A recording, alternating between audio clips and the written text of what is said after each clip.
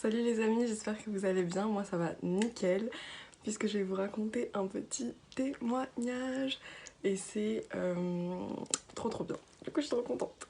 Alors ça s'est passé du coup il y a 4 ans, je venais de me convertir, je venais d'arriver dans mon église et tout, et je connaissais vraiment pas beaucoup de monde, genre vraiment personne en fait. Il y avait une conférence qui s'appelle Encounter, qui se fait encore aujourd'hui, mais c'était mon premier du coup il y a 4 ans, et j'étais inscrite et je voulais y aller. Donc j'étais un peu stressée parce que je connaissais personne et tout. Et en fait ce qui s'est passé, c'est qu'une semaine avant la conférence, je me suis ramassée. Mais quand je vous dis ramassée, ramassée. Donc c'était un dimanche. Et je rentrais de l'église et j'étais chez moi avec ma pote. Et on voulait aller faire un tour dehors, tranquillou bilou. Et moi j'ai pris mon skate et elle a pris le vélo. Et du coup, on y est allé normal. Et en fait, entre mon village et le village d'en dessous, il y a une grande pente avec 3 virages comme ça. Et il y a un tout petit fossé. Et en fait, on voit pas quand les voitures elles arrivent. Et j'étais sur mon skate. Et en fait, le message du dimanche matin, c'était genre sur le fait de ne pas douter, genre ne jamais douter. Et moi, cette pente, je l'avais jamais descendue sur mon skate. En fait, j'avais un vieux penny, je sais pas si vous voyez ce que c'est, mais c'était un vieux, il roulait même plus très bien, genre. Du coup, j'avais toujours descendu cette pente, le skate sous le bras, et je marchais comme ça. Ce jour-là, je me suis dit, mais Valentine, t'as écouté le message ce matin, donc si tu doutes pas, tout va bien se passer, tu peux y aller, tranquille. Oui, c'est ça, oui. Du coup, je suis montée sur mon skate, je descends la petite pente sur mon skate et tout, je suis toute contente. Je dépasse ma pote qui était en vélo, je fais coucou. Et là, je me rends compte que je vais vraiment très vite. Et j'ai l'impression d'entendre une voiture qui arrive vers moi. Du coup, je me dis, bon, Valentine, soit tu rentres dans la voiture, soit tu tombes dans le fossé. Tu choisis. Et ben moi, je voulais aucun des deux.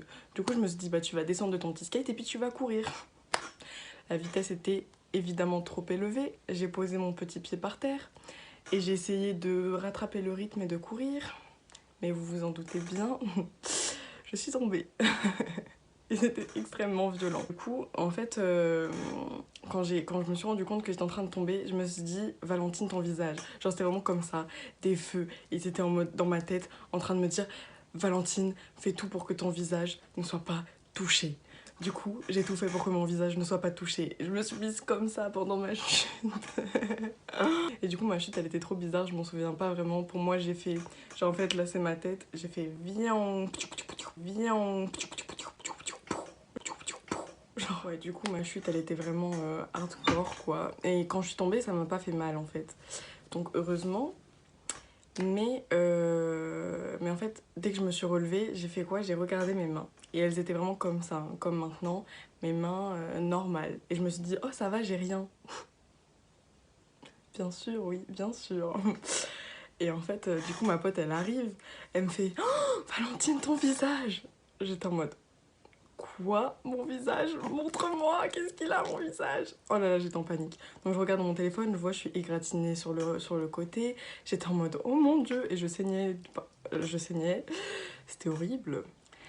Et du coup, je re-regarde, maintenant que je sais que mon visage n'a pas été épargné, je regarde mes mains et je vois quoi? Mes mains sont en sang. Mais en sang. La seconde d'avant, je regardais mes mains, il n'y avait rien. La seconde d'après, elles étaient pleines de sang. J'étais toute égratignée là, j'avais cet ongle là arraché, genre il était coupé en deux, c'était trop bizarre. Là j'étais, en fait c'était même pas des égratignures, enfin si là c'était des égratignures, mais sur mes bras et tout c'était plus des brûlures qu'autre chose en fait. Genre du coup j'étais brûlée là, j'étais brûlée là, j'étais brûlée là. J'ai commencé à marcher et tout, je me suis rendu compte que mon genou, mon jean, enfin j'avais très mal au genou, et mon jean était déchiré, et je saignais de ouf. Et du coup je me suis dit je vais m'asseoir 2 minutes pour reprendre mes esprits et me rendre compte de ce qui vient de se passer. Et là pendant que je m'assois, je sens que mon sein me pique, le gauche, il me pique, mais il me pique. Et là je me dis oh non, pas ça, pas ça. Du coup je regarde mon t-shirt, je vois que lui aussi il est brûlé, le pauvre.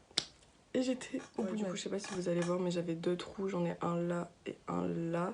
parce qu'en fait j'avais un bracelet avec un petit rond et genre je sais pas, mon poignet il a dû se tourner comme ça et le rond il a dû rentrer des deux côtés et bref ça a cassé tous les bracelets que j'avais sur moi, vraiment tous mes bracelets se sont explosés.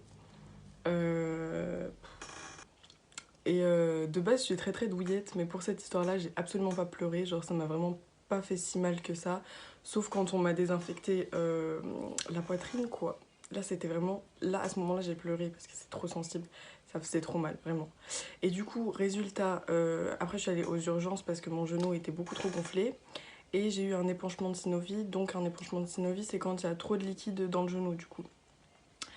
Et je devais garder une attelle sur toute ma jambe pendant 3 semaines et faire une rééducation après. Et ça c'est très important, il faut le garder en tête.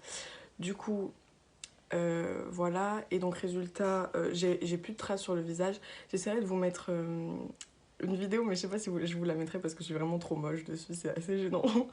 mais peut-être que je vous la mettrai parce qu'on voit bien mes mains et on voit un peu mon genou, un peu mon visage, mais on voit pas beaucoup parce que ça avait vachement plus d'ampleur que ça. Mais bon, voilà. Voilà, donc une semaine après, c'est-à-dire ma chute s'est passée le dimanche et le vendredi suivant, il y avait Encounter. Donc le vendredi et le samedi, c'était sur 2 jours.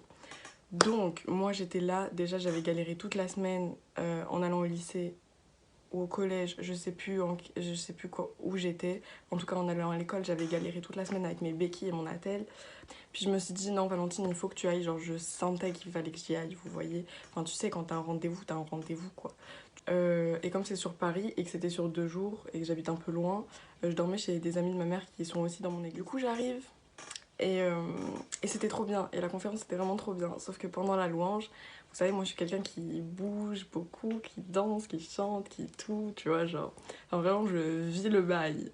Et là, bah, je pouvais pas en fait. Donc j'avais mon attel, cette bip d'attel, et genre, elle me saoulait trop. Et donc le premier soir, bah, j'étais en mode, j'ai pleuré en fait, parce que je pouvais pas louer comme j'avais envie de louer Dieu, tu vois. Et ça m'énervait, ça m'énervait. Du coup, j'ai prié, j'ai pleuré, j'étais en mode, mais pourquoi? Vraiment, le soir, je suis allée chez le pote de ma mère, et en fait, il a prié pour moi, et pour mon genou. Et il m'a dit, en quelque sorte, bon bah Valentine, la guérison est entre tes mains. Entre mes mains. D'accord. Comment ça? C'est une métaphore? Je sais pas. Parce que moi, vous savez, je suis d'une famille protestante du coup. Donc j'ai toujours vécu dans l'atmosphère de Dieu, quoi. Mais j'étais vraiment convertie de moi-même depuis très peu de temps. Depuis environ ouais, 3-4 semaines. Donc vraiment, j'étais en mode, qu'est-ce qu'il me dit, lui? Bon, d'accord, je vais dire ok, why not, tu vois. Et donc j'ai gardé foi et j'étais en mode, bon, bah je verrai ce que ça veut dire plus tard. Je suis allée me coucher. Le lendemain, je suis allée. Donc, il y avait 4 services, je crois, dans la journée. Et du coup, bah, j'y suis allée, tout ça tranquille. Sauf qu'entre les services, du coup, on allait manger, on allait sortir, on faisait des trucs. Et arrivé à 16 h, la dernière pause avant le dernier service. Donc, le dernier service, c'est toujours le truc où il se passe le plus de trucs, qui est le plus fort et tout. Enfin, franchement, les derniers services, c'est toujours mes préférés. Je les aime trop. Trop. La salle où on faisait un counter, c'est Bobino, là où je vais à l'église. Et donc c'est à côté de Montparnasse, donc on allait dans la tour Montparnasse, dans le parc. Sauf que pour aller dans le parc, il faut toujours monter les escaliers. Et moi j'avais monté les escaliers toute la journée en fait. Toute la journée j'avais monté les escaliers, descendu les escaliers avec mes béquilles et tout. Et c'était horrible parce que vous savez, dans ces moments-là, quand t'as une attelle et tout, t'as pas le droit de faire de sport. Sauf que c'est le moment de ta vie où tu fais le plus de sport parce que tu utilises qu'une seule de tes jambes en fait. Du coup, tes muscles ils travaillent 1000 fois plus que quand t'es en mode normal. Donc j'étais dégoûtée et j'étais en mode j'ai pas le droit de faire de sport et j'en fais plus que d'habitude, mais pourquoi en fait? Pourquoi? Et bref, j'avais trop mal, j'avais des courbatures partout, j'en pouvais plus. Mais du coup, je m'étais fait des potes et mes potes ils portaient mon sac et ils étaient en mode allez Valentine, tu vas y arriver, on y est presque et tout, c'est le dernier service, nanana.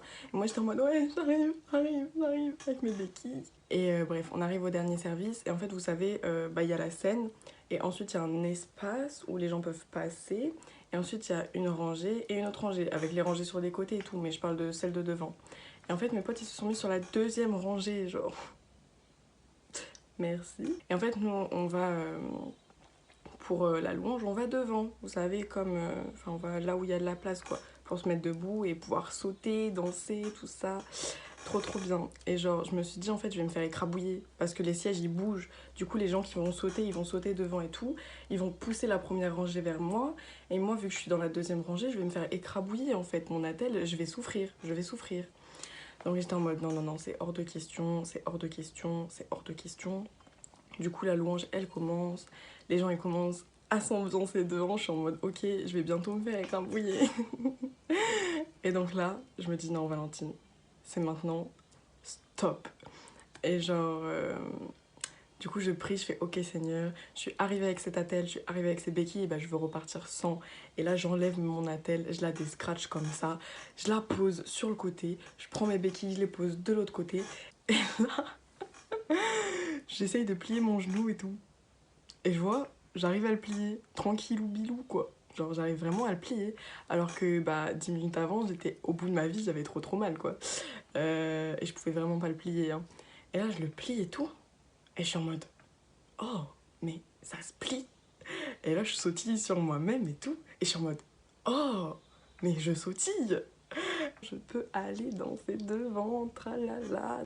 Oh non, mais j'étais trop contente. Et du coup, ouais, je suis allée devant avec les autres pour sauter et tout. Et du coup, je me faisais marcher dessus, logique, mais c'était pas grave, vu que je n'avais plus mal. Et on se marchait tous dessus, on sautait et tout. Et là, il y avait un gars qui m'avait vu, et maintenant c'est mon pote en plus. Et il m'avait vu avec mes béquilles. Et il dit aux autres, attention, elle a des béquilles. J'étais en mode, non, je n'en ai plus, c'est fini, elles sont là-bas. Du coup, j'étais trop contente. J'étais vraiment trop contente. Le service c'était trop bien, c'était grave le feu, j'avais la flamme, tout ça. J'étais trop contente. Et à ce moment-là, j'ai su que j'avais pris la bonne décision d'accepter Dieu dans ma vie. Et j'étais en mode, qui me peut en fait qui me peut? Personne me peut. Moi j'ai Jésus, personne me peut. Allez, hop. Et j'étais vraiment comme ça, j'étais trop contente. J'étais vraiment trop contente. Et genre, du coup, après le service, ma mère est venue me chercher, tout ça. Et je sors de Bobino, la telle dans la main, les béquilles dans l'autre, mon sac à dos sur le dos. Et je marchais comme ça, genre, toute contente. Et là, je vois ma mère et je fais comme ça. Et ma mère, elle était en mode, oh, choquée, genre, elle était trop choquée. Et du coup, je rentre dans la voiture, tranquillement et tout, je lui raconte, et c'était trop bien. Et j'étais trop contente. Et du coup, après tout ça, je n'ai pas remis mon attel, évidemment. Je n'ai pas fait de rééducation. Et du coup, j'ai gardé l'attel 5 jours, 6 jours, au lieu de 3 semaines. Ouais. Donc, ouais, c'était trop bien. Après, je sais que, par exemple, mon père, il a grave râlé parce que, genre, il était en mode, ouais, mais non, mais c'est pas sérieux, il faut quand même remettre l'attel et tout. J'étais en mode, non. Désolée, papa. Je n'ai plus rien, enfin je sais pas, tu vois, et même aujourd'hui, mon genou il va très bien, je danse, je chante, je saute, tout ça, tout est carré, c'est tout bien. Avant de finir cette vidéo, pour vous dire juste, cette histoire elle m'a quand même appris quelque chose, en plus du fait que Jésus sauve, hein, parce qu'il y a une moralité un peu, que j'ai comprise par la suite, parce que vous savez, du coup, ça fait 4 ans que cette histoire s'est passée. Et donc après, j'ai eu tout un cheminement avec Dieu parce que bah, quand t'es avec Dieu, en fait, ton chemin, il dure toute ta vie. Genre, c'est pas parce que ça y est, tu donnes ta vie que bah, tout est carré, tout est parfait, quoi. Je me disais, en fait, bah ça y est, je suis tombée. Et là, je suis relevée, mais je vais encore mal, en fait. J'ai encore mal. Je vais encore mal, je sais qu'il y a des trucs qui vont pas, qui sont toujours pas cicatrisés. Parce que vous savez, quand je suis tombée et que je me suis relevée, que j'ai regardé mes mains et que je me dis ah mais en fait ça va, y a rien. J'avais vraiment vu, vraiment j'avais des trous là, j'avais un ongle arraché, enfin j'avais du sang partout quoi. Et j'ai regardé mes mains, je me suis dit ça va, j'ai rien. Et je me suis dit en fait, métaphoriquement parlant, tu peux tomber, te relever et être encore blessé et ne pas réussir à cicatriser parce que justement tu sais pas que ces blessures elles sont là. Donc en fait je veux juste vous encourager à garder votre cœur et juste l'écouter parce que il n'y a que lui qui va vous dire si vous avez mal ou si vous avez pas mal. Et si tu ignores ce que tu ressens, si tu ignores le fait que bah, tu as encore mal et que tu laisses ça dans un coin de ta tête, en fait, tu pourras jamais guérir. Et si tu guéris pas, tu pourras pas avancer, en fait. Tomber, c'est pas grave. Se relever, c'est très bien. Mais ce qu'il faut absolument, c'est guérir des blessures que ça a apportées. Donc, ouais. Donc voilà, j'espère que vous avez compris ce que j'ai voulu vous dire et que c'était clair parce que je pense que c'est quelque chose qui est vraiment très très important. Donc voilà, donc tu peux laisser un commentaire, un like, un dislike évidemment si tu veux et t'abonner, pourquoi pas. Je vous souhaite une bonne journée, une bonne soirée, quelque chose comme d'habitude. Je vous fais des bisous à tous et je vous dis à bientôt.